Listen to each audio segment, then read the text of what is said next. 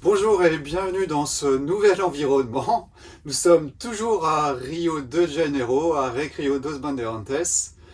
Et voilà, vous êtes dans mon nouveau petit bureau, ma nouvelle petite maison d'ici quelques semaines, parce qu'il y a des changements un petit peu dans ma vie sur les mois à venir et sûrement sur l'année, voire un petit peu plus ce qui va arriver. Voilà, je suis appelé un petit peu à repartir sur les chemins, avec, non pas cette fois-ci comme je l'avais fait il y a à peu près, c'était il y a 15 ans, j'avais construit une maison en rondin, tout seul dans la forêt pendant 2 ans, et j'étais passé sur France 2 3 fois lors de 3 soirées à 20h45, où j'avais présenté un petit peu le projet d'une maison écologique. J'avais abattu tous les arbres et j'avais tout fait tout seul, au milieu de la forêt. Et voilà, c'était une maison qui était complètement autonome, en eau, en électricité, sans être reliée au réseau, avec recyclage de l'eau de pluie. Et voilà, j'avais habité 2 ans ensuite dans cette maison avec ma famille. Et puis voilà, j'étais parti pour de nouvelles aventures. Et il est temps, ici aussi au Brésil, de partir pour de nouvelles aventures.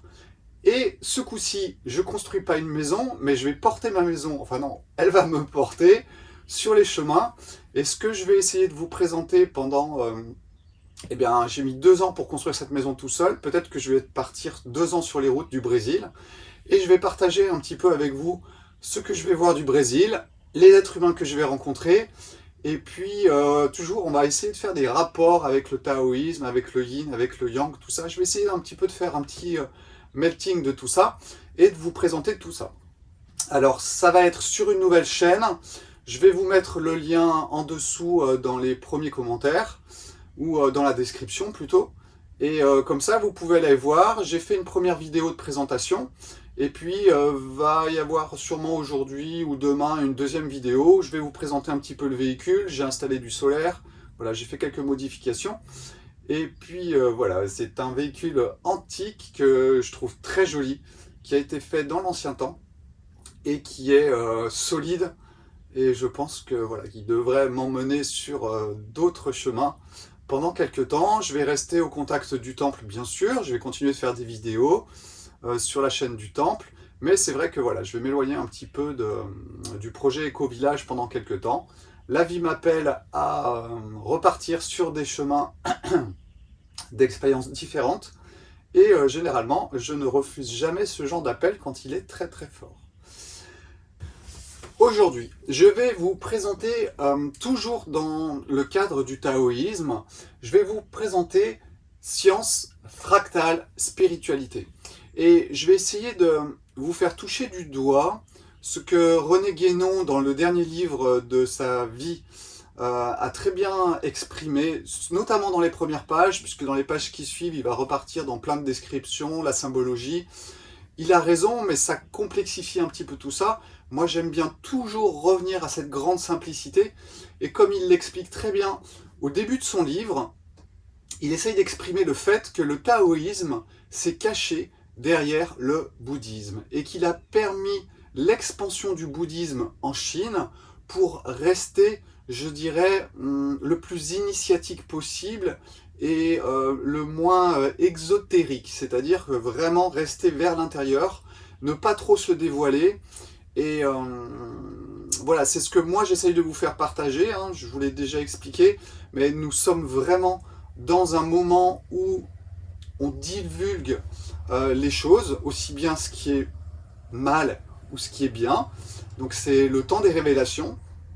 Et je pense que voilà, je participe un petit peu au mouvement grâce à ce partage que je fais avec vous du taoïsme, en le ramenant vraiment tout au début. C'est-à-dire que je ne vais jamais, ou très rarement, je ne vais pas vous parler des 5 éléments, je ne vais pas vous parler de la doctrine chinoise, de la médecine chinoise non plus. Non pas que ce n'est pas une réalité, mais tout simplement qu'on rentre dans une certaine complexité, et je ne veux pas rentrer dans cette complexité, parce que je peux vous perdre, et nous pouvons tous nous y perdre.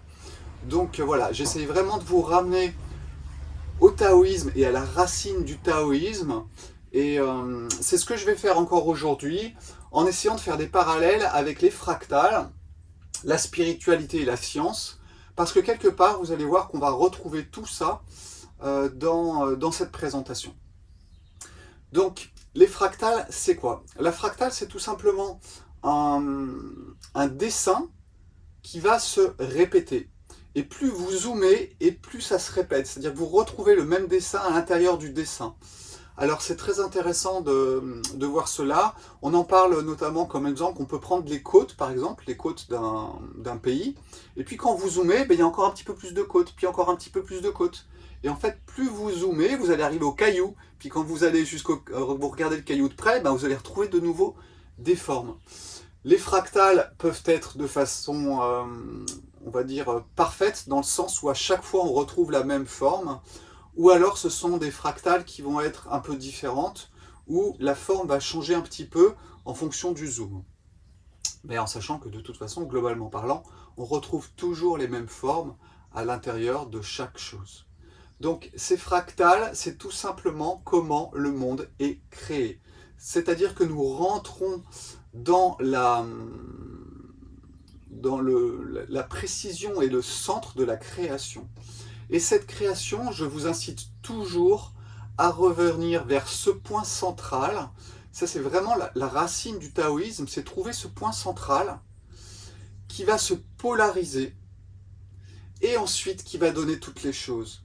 On peut résumer ça, et c'est vraiment la racine du taoïsme se concentre vraiment sur ça, c'est que 1, appelez-le Dieu, appelez-le Tao, appelez-le quelque chose, peu importe, va donner 2, qui va donner 3, c'est-à-dire les 10 000 êtres, ou toutes les choses que Dieu a créées si on est catholique, et voilà, on utilise le mot Dieu pour parler de ce qui est à la racine des choses.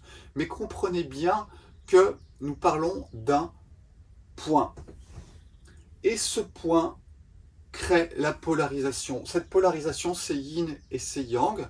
C'est l'expansion et c'est la contraction. C'est le chaud, c'est le froid. C'est l'homme et c'est la femme, ou du moins le féminin et le masculin. Et en fait, nous avons un effet de miroir qui va se passer avec le yin et le yang. Souvent, je reprends cet exemple de la pièce.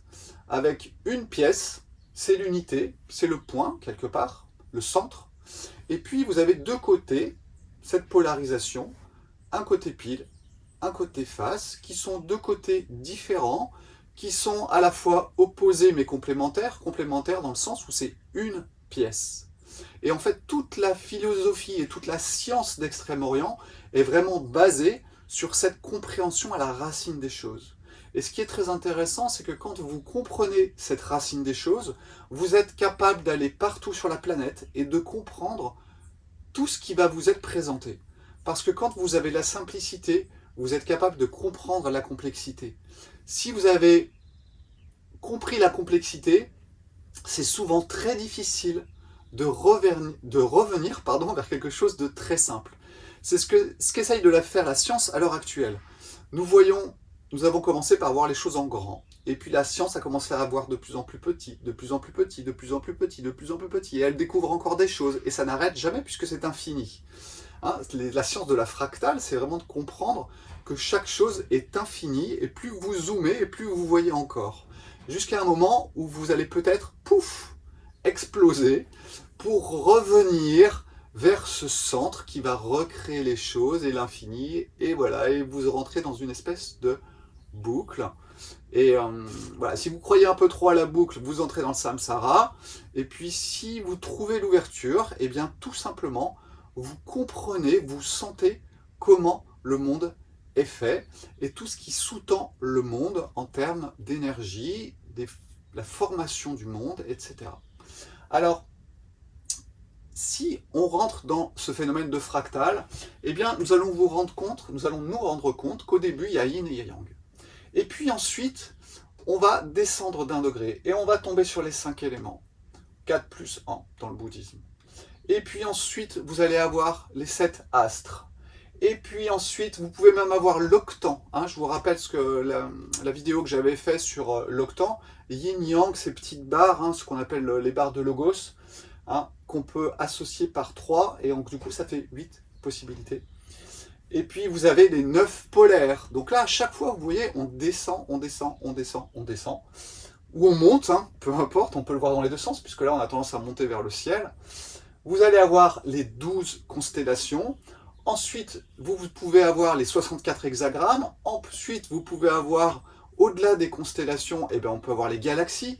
Donc c'est quelque chose qui est infini et qui ne s'arrête jamais. C'est la science des fractales, où en fait, eh bien, tout se reproduit, toujours selon un angle quand même au départ de polarisation, puisque de toute façon, que vous soyez dans les planètes, les polaires, les constellations, les 64 hexagrammes, eh bien vous avez deux faces, la face yin et la face yang. Soit vous êtes en ouverture, soit vous êtes en fermeture.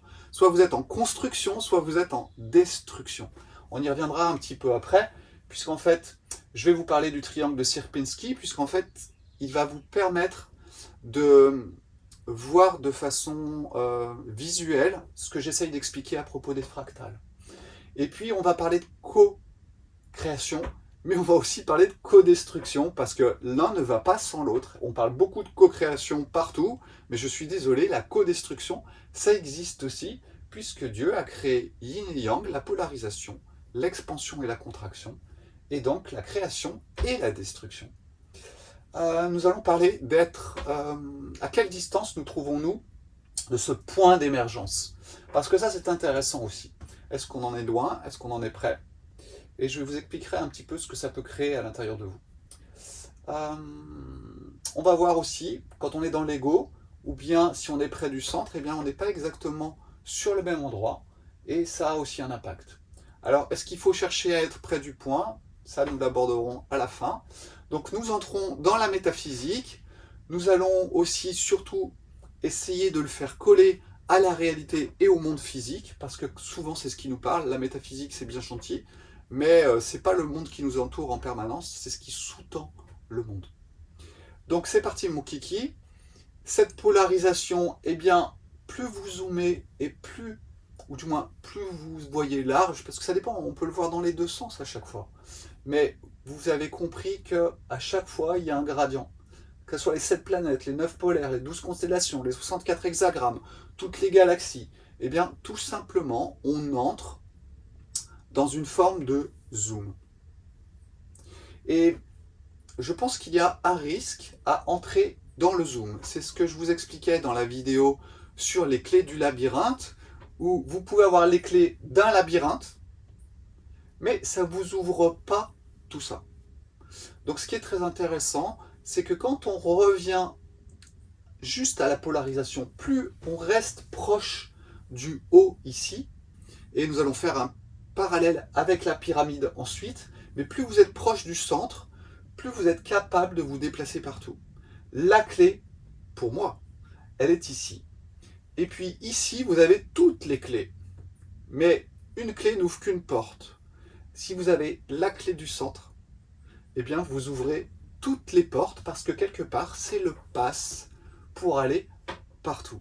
Et c'est pour ça aussi dans la vidéo où je m'étais amusé à vous dire que le Dzogchen c'était un petit peu l'ouvre-boîte, eh bien en fait c'était juste pour vous dire que dans le Dzogchen on essaye toujours d'aller au plus court.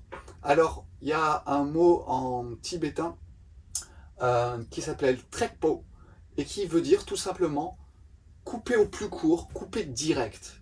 Et c'est exactement ce que je vous invite aussi à faire par rapport au taoïsme. Non pas d'entrer dans les 5 éléments et tout ça, c'est vrai, c'est bien, mais d'essayer d'être au plus près de ce point d'émergence et du moins de sa compréhension, parce que c'est là que vous avez tout. Vous pouvez embrasser tout. Alors, je vais prendre à nouveau ce triangle. On va après passer au triangle de Sierpinski, puisque vous allez voir que les fractales s'expliquent dans le triangle de Sierpinski. Eh bien, en fait, quand vous êtes dans un triangle, quand vous êtes en haut de la montagne, vous voyez tout le paysage. Si vous êtes en bas de la montagne, c'est difficile de tout voir. Imaginez que vous êtes au sommet d'Hawaï, 4200 et quelques mètres, et bien en fait vous pouvez embrasser tout ce qui est autour de vous. Si vous êtes en bas dans une vallée, les 64 hexagrammes, les 12 constellations, eh bien, c'est difficile de voir tout ce qui est autour. C'est pour ça que ce triangle, il est vraiment très important. Il a été utilisé dans la franc-maçonnerie, mais il est utilisé depuis la nuit des temps pour expliquer quelque chose. Et voilà, le carré est intéressant, mais il n'a pas cette sensation ou cette notion d'être en haut de quelque chose. Et voilà, si on reprend un petit peu ce qui est sur le billet de 1 dollar aux États-Unis, eh bien vous avez une pyramide avec cet œil qui est en haut. Alors on peut y voir le satanisme, oui, peut-être si ça a été récupéré et inversé, mais sachez qu'au départ, cet œil, c'était l'œil de Dieu qui regarde sa création. Et voilà, chacun y voit à chaque fois ce qu'il veut, c'est comme 666, hein, on peut y voir une chose, ou on peut en voir aussi son inversion. Sachez que 666 n'est pas qu'un chiffre satanique, même s'il est utilisé, effectivement, par les satanistes, ceux qui veulent la destruction. Donc voilà, gardez bien en tête cette forme triangulaire qui est très intéressante, parce qu'elle est la base pour essayer de comprendre ce point d'émergence qui serait le sommet de la pyramide. Alors, je vais faire une petite incrustation avec le triangle de Sierpinski. Je l'ai devant moi ici sur une feuille, mais je vais vous le mettre par-dessus le tableau pour que vous suiviez un petit peu ce que j'essaye d'expliquer. Donc, dans ce triangle de Sierpinski, eh bien, on retrouve ce triangle qui est quelque part la base des choses. Et puis, alors je dis la base des choses parce qu'en fait ça nous explique bien toute la création en prenant juste un triangle.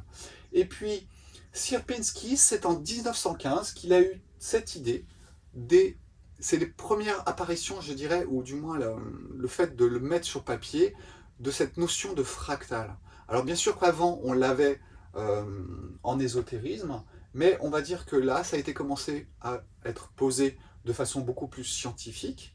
Et en fait, il reproduit ce triangle, et à l'intérieur de ce triangle, eh bien, il en met un deuxième. Ce deuxième, il le met de façon inversée. Et là, vous pouvez voir deux triangles. Pourrions-nous dire que nous sommes dans la polarisation? Eh bien, moi, je vous dis oui, pourquoi pas, hein. C'est très intéressant de comprendre que dans le Tao, on parle toujours d'une énergie primordiale qui va se polariser. Eh bien, peut-être que ce premier triangle serait l'énergie primordiale et la polarisation pourrait être représentée par ce triangle qui est à l'intérieur. Alors, c'est vrai que là, je vous le montre sur le tableau, mais vous verrez une incrustation.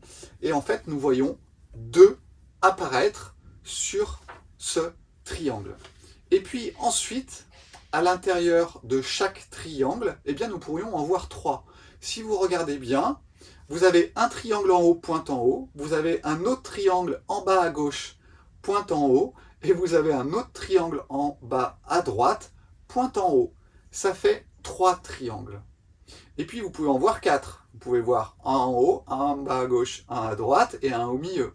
Donc voilà, vous allez vous rendre compte qu'en fait les chiffres, que ce soit 7, 9, 12, 64, peu importe, vous les retrouvez dans les fractales, puisque à chaque triangle, nous allons pouvoir le redécouper en triangles, et à l'intérieur de chaque triangle, nous allons redécouper pour faire des triangles, et à chaque fois en prenant la moitié. Si vous vous concentrez un petit peu sur le triangle qui est tout en haut, eh bien en fait nous avons intégré un autre triangle à l'intérieur, qui est à chaque fois la moitié de chaque côté.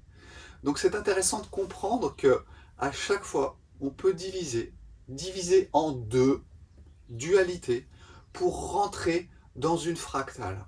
Et voilà, c'est comme ça qu'on peut expliquer plein de choses, comprendre que diviser en deux, c'est yin et yang, c'est la polarisation, et bien en fait vous permet de rentrer dans une plus grande complexité à chaque fois.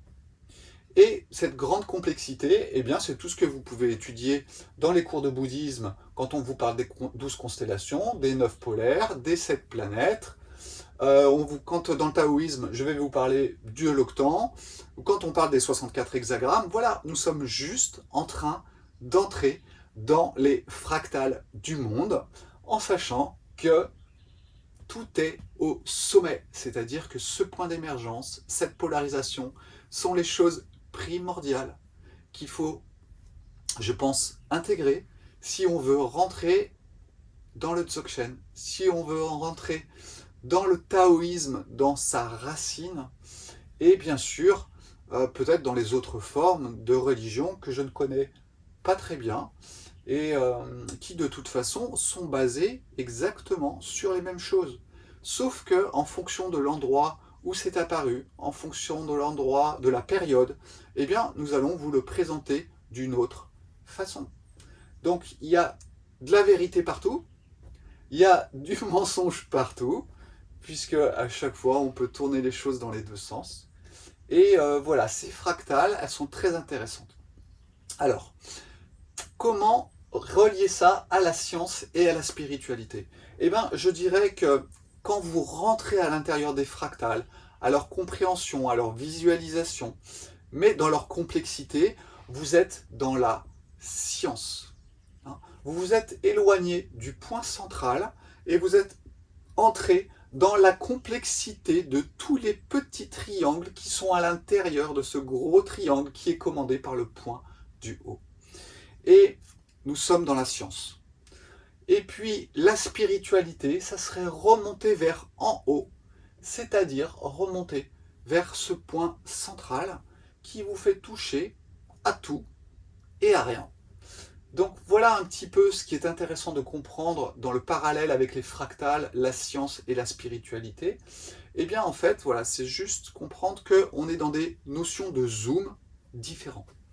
En sachant que plus la science est large, et plus de toute façon, elle va attirer, parce que yin et yang s'attirent, c'est-à-dire que plus votre vision devient large, et plus vous pouvez être aussi sur le point. Plus vous êtes sur le point, et plus vous pouvez être aussi sur la vision large. Yin et yang s'attirent, l'un et l'autre s'attirent, ce qui explique que la science, à un moment ou à un autre, retournera vers la spiritualité, comme la spiritualité peut aller vers la science. Et c'est pour ça que l'on parle de la science et de la philosophie de l'extrême-orient. Par philosophie, vous pouvez entendre aussi spiritualité, et c'est pour ça que vous retrouverez en Chine toutes les connaissances de la science, dites d'une autre façon, avec d'autres couleurs, et pourtant avec aussi leur complexité. Quand on regarde un petit peu l'acupuncture, eh bien on peut voir son extrême complexité. Et pourtant, elle est aussi d'une grande simplicité. C'est ce que la Chine et l'Extrême-Orient nous ont donné comme sagesse, aussi bien d'une science et d'une spiritualité, intégrées dans une même pièce, sauf que nous avons les deux faces de la pièce. Donc voilà, les fractales, ce triangle de Sierpinski, j'adore ce début du siècle 1900. Il s'est passé tellement de choses dans ce début du siècle des Lumières, puisqu'on a parlé de cette période des Lumières. Et puis après, quelqu'un a éteint la lumière, parce que dans cette période-là, il y a eu plein de choses. Quand je vous parle de René Quinton avec l'eau de mer, quand je vous parle d'Elbeth avec le magnésium, quand on vous parle de Montessori, voilà, tous ces gens ont touché quelque chose du doigt. Même Oshawa, qui a remis au goût du jour le taoïsme et presque sous une dénomination qui s'appelait la macrobiotique, qui a été très mal comprise, qui s'est refermée sur elle-même et bien sûr qui n'a pas atteint le but spirituel qui était posé au départ par Oshawa. Eh bien, tous ces gens-là, c'est le début du siècle. Et ça, c'est extraordinaire. J'adore me plonger dans cette période parce qu'on y découvre plein de choses qui sont, je dirais, cette spiritualité de notre époque. Voilà. C'était pas quelque chose de nouveau, c'est juste que ça a été remis au goût du jour, et c'était ce moment-là. Alors, ce qui est intéressant, c'est de comprendre que nous pouvons être plus ou moins proches ou loin de ce point d'émergence. Alors, dans la vie de tous les jours, je vais essayer de bien choisir mes mots. Dans la vie de tous les jours, vous pouvez vivre votre vie de deux façons. Soit de façon égotique, égo-mondain, soit de façon égo-bouddha. Ce sont les deux faces de la même pièce. Donc nous avons essayé de vous expliquer, lors des cours de bouddhisme, que voilà, quand vous êtes dans votre nature bouddha, vous avez la clarté. Vous avez cette omniprésence, cette faculté d'être partout. Vous avez cette faculté aussi d'avoir cette confiance qui vous vient du centre. Et puis, quand vous êtes dans votre nature mondaine, votre nature de l'ego qui se fait attraper par toutes les règles de la vie, je vous rappelle que les 64 hexagrammes, ce sont les 64 façons de présenter la vie et de la vivre, eh bien en fait, vous êtes un petit peu éloigné de ce point central et vous vous concentrez sur un point, que ce soit les hexagrammes, que ce soit les constellations, que ce soit les 9 polaires, eh bien vous êtes concentré sur un point et il y a un risque, c'est de perdre de vue le point central. Donc, j'aurais tendance à dire que quand vous êtes dans votre nature Bouddha, eh bien vous êtes près un peu plus proche de ce point central. Et donc vous vivez la vie d'une façon particulière. En fait, ce n'est plus vous qui vivez la vie, parce que votre ego mondain qui se concentre sur certaines choses, votre conscience qui se concentre sur les choses, eh bien elle s'est ouverte vers ça. Et je dirais que c'est la vie qui se vit à travers vous. Et c'est une façon de vivre qui est différente. Je ne dis pas que c'est mieux ou que c'est moins bien. Je ne veux surtout pas rentrer dans cette notion. Alors, je ne veux surtout pas rentrer, on s'en fiche. Je ne veux pas mettre du mal et du bien et vous dire que être Bouddha c'est bien et être dans votre ego mondain c'est mal. C'est pas ça que j'essaye d'exprimer. J'essaye juste d'exprimer les deux faces de la chose. Et que effectivement, quand vous êtes dans l'ego Bouddha, vous êtes un petit peu dans tout. Et puis la vie se vit à travers vous. Par contre, c'est une grande subtilité. Ça demande une bonne sensibilité et une grande ouverture. Quand vous êtes dans l'ego mondain, vous êtes quand même fermé, vous êtes dans la prison, vous êtes dans le bocal, tout ce que j'essaye d'exprimer au travers de cette image du bocal, de vous qui êtes le poisson dans le bocal, et qui vous protégez grâce à tout ce qui est autour du bocal. Mais vous pouvez aussi vivre cette vie d'une autre façon, où c'est la vie qui se vit à travers vous, et non pas votre ego qui pense qu'il vit la vie. Donc voilà, c'est un petit peu subtil, il faut essayer de le toucher du doigt. C'est pas quelque chose que l'on vit en permanence, hein. Sinon on est du côté mystique, où on ne vit même plus la vie quelque part. Mais c'est voilà, essayer de jouer avec le yin et le yang, les intégrer ensemble, essayer de voir un petit peu ce que ça peut créer. C'est vraiment la voie du Dzogchen. Trouver le point central et vivre toutes les possibilités. Et ça c'est intéressant, du moins c'est la vie qui m'a été proposée, et c'est pour ça que j'essaye de le partager avec vous. Alors aujourd'hui sur une vidéo, mais c'est vraiment ce que j'essaye de partager dans ma vie, non seulement en parlant de temps en temps, mais juste en étant moi, en étant la vie. Et quand vous êtes la vie, quelque part, vous émettez quelque chose. Et cette chose, eh bien, quelque part, elle se passe aux autres. Si vous êtes en colère, vous émettez quelque chose. Si vous êtes dans le point central, vous émettez quelque chose. Et ça, il faut juste qu'on en ait conscience, sans juger, mais juste en avoir conscience. Donc voilà, si vous êtes près du point d'émergence, vous êtes presque plus dans votre nature Bouddha. Si vous êtes près de tous les détails de chaque chose, en étant enfermé dans le labyrinthe des constellations ou dans le labyrinthe des hexagrammes, et bien quelque part, voilà, vous êtes vraiment dans le côté plus égotique si vous êtes trop concentré. D'accord? Donc voilà, posons bien les choses. Il y a deux faces à la même pièce. Vous pouvez très bien être près du point et en même temps être dans la complexité. C'est possible, c'est la voie du Dzogchen. Et c'est ce que nous essayons de partager dans ce temple bouddhiste, ici à Rio de Janeiro, et notamment au travers des vidéos.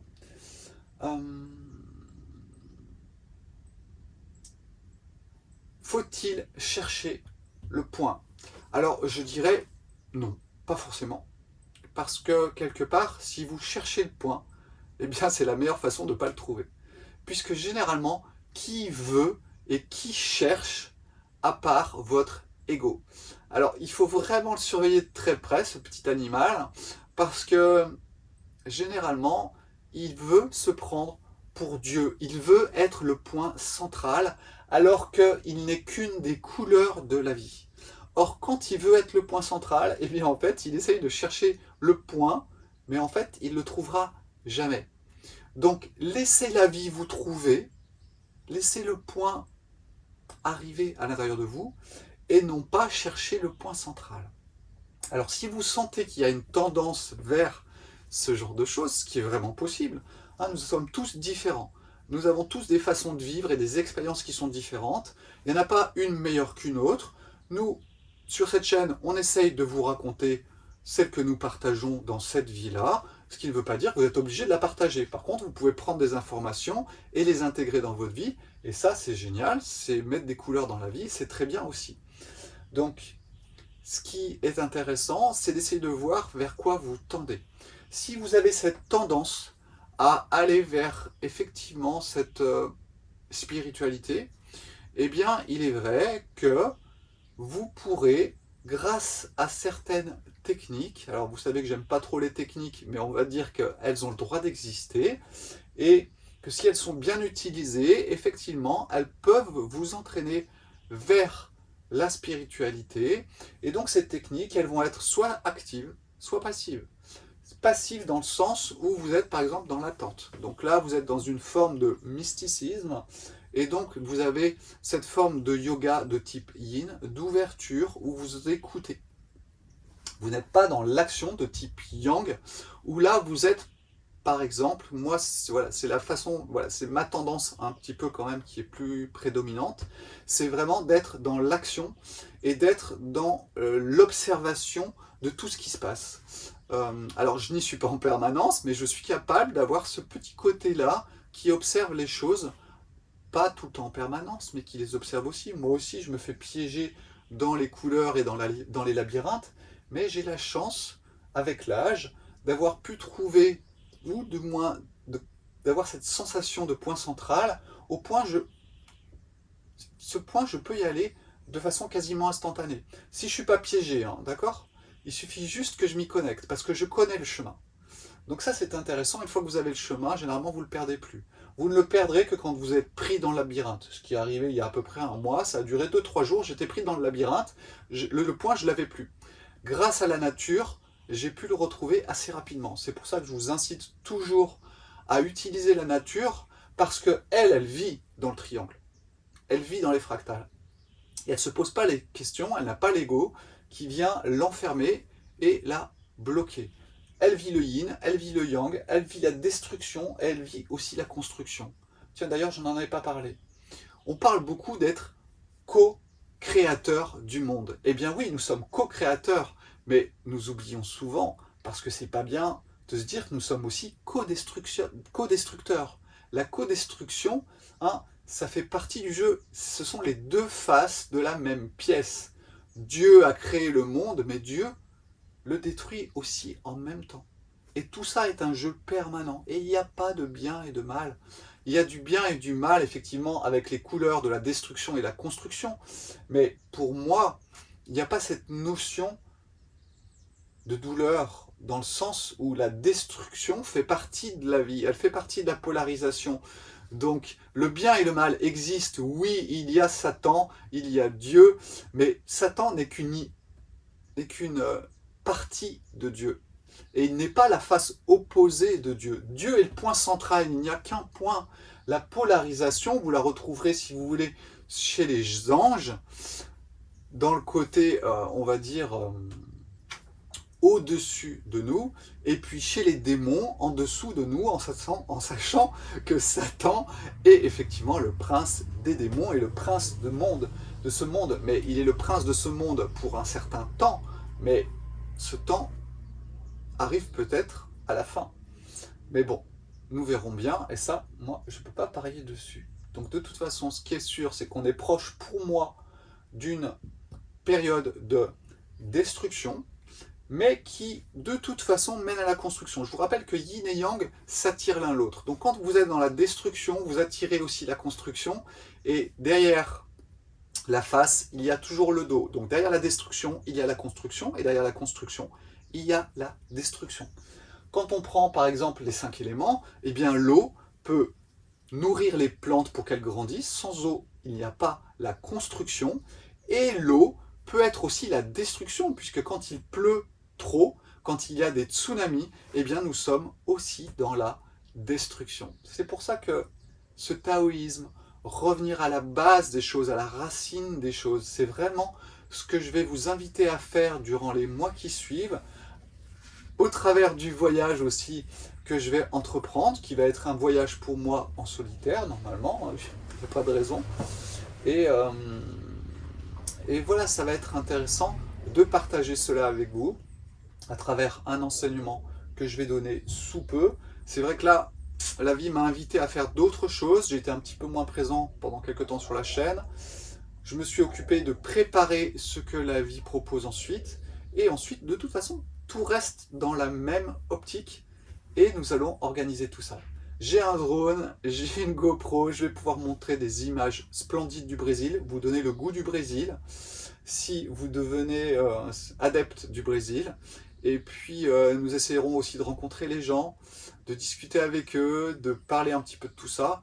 Voilà, je vais essayer de vous montrer la vie au Brésil avec les yeux du yin et du yang, avec ce côté taoïste. J'aime pas trop utiliser le mot taoïste, moi j'aime bien essayer de... Le problème c'est que j'ai pas de mots pour ça. Et j'utilise le mot taoïste parce qu'il faut bien y mettre quelque chose, mais tout peuple primitif, primordial, a cette notion de spiritualité, de science physique aussi, de façon, on va dire, très simple. Et ensuite, il peut rentrer dans la complexité. Nous ne sommes pas la première civilisation. Il y en a eu il y a très très longtemps qui utilisaient, qui avaient ces connaissances, mais avec des couleurs différentes. Voilà, c'est ça qu'il faut comprendre, c'est qu'à chaque période, nous sommes dans un nouveau cycle. Et à chaque fois, les couleurs sont différentes, puisque tout est possible. Il y a la fractale vous montre que plus vous rentrez dans la complexité, et plus vous pouvez voir des couleurs différentes. Vous avez l'impression que c'est différent, mais quelque part, c'est toujours la même chose qui se reproduit encore, et encore, et encore, et encore, et encore. Voilà ce que j'avais à vous dire pour aujourd'hui. Merci pour votre écoute si vous êtes resté jusqu'à la fin. Je vais vous mettre le lien vers la nouvelle chaîne YouTube. Inscrivez-vous, comme ça vous aurez les vidéos qui tomberont quand j'en ferai. La prochaine que je vais faire, je vais vous présenter un petit peu ce vieux monsieur dans lequel je vais voyager pendant quelques mois, peut-être plusieurs années, je ne sais pas. Si ma façon de vivre en solitaire passe par 2 ans, ce sera peut-être 2 ans, et je ne sais pas pourquoi j'avais pensé à 2 ans. Donc nous verrons bien ce que la suite de la vie me prépare, et puis voilà, je vais essayer de le partager avec vous, tant que l'informatique fonctionne. Je vais partir en tant que nomade bouddhiste, puisqu'en fait je vais appeler cette chaîne Nomade Buddhista no Brasil. Je vais aussi mettre les sous-titres en anglais et en brésilien, puisque ce n'est pas que pour les Français, ça va être vraiment un partage d'expérience que je vais faire avec tout le monde. Et puis voilà, voyons ce que la vie nous réserve, et voyons si je peux circuler avec un prix du carburant suffisamment bas pour pouvoir circuler. Et puis le jour où je ne pourrai plus circuler, ça sera le moment où je devrais me nomadiser pendant à nouveau quelques temps. Voilà, ciao ciao, passez une bonne journée, et puis à bientôt, ciao.